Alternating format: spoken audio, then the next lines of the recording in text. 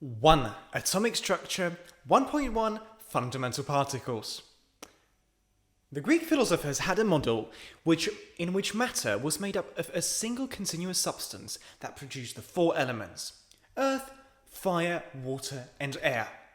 The idea that matter was made of indivisible individual atoms was not taken seriously for another 2,000 years. During this time, alchemists built up a lot of evidence about how substances behave and combine.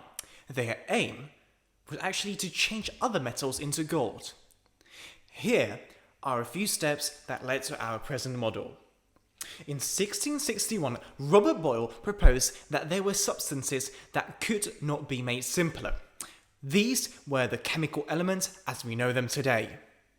In 1803, John Dalton suggested that elements were composed of indivisible atoms. All the atoms of a particular element had the same mass, and atoms of different elements had different masses. Atoms could not be broken down. In 1896, Henry Becquerel discovered radioactivity. This shows that particles could come from inside the atom. Therefore, the atom was not indivisible. The following year, J.J. Thomson discovered the electron. This was the first subatomic particle to be discovered. He showed that electrons were negatively charged and electrons from all elements were exactly the same. As electrons had a negative charge, there also had to be a source of positive charge in the atom. As well as electrons were much lighter than whole atoms, there had to be something to account for the rest of the mass of the atom.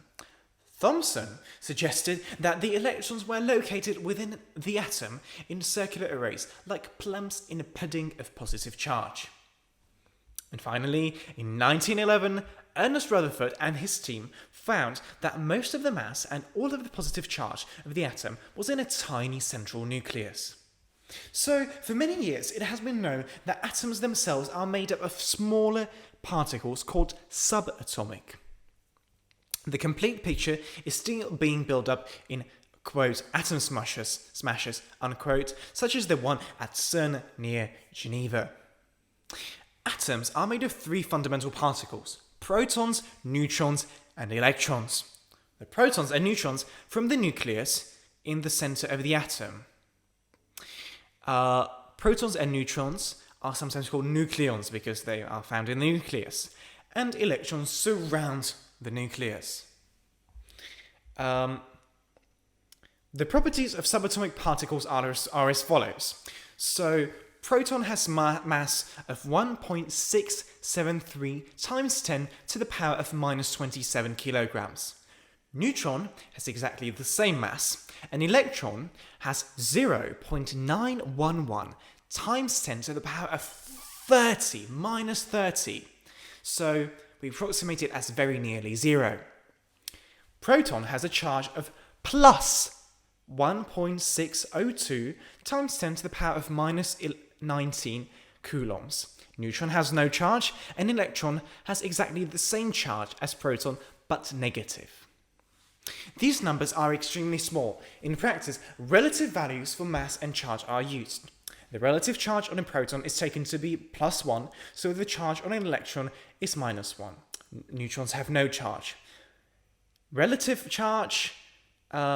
mass of the proton is thus 1, neutron is 1, and electron is again either 0 or 1/1840th.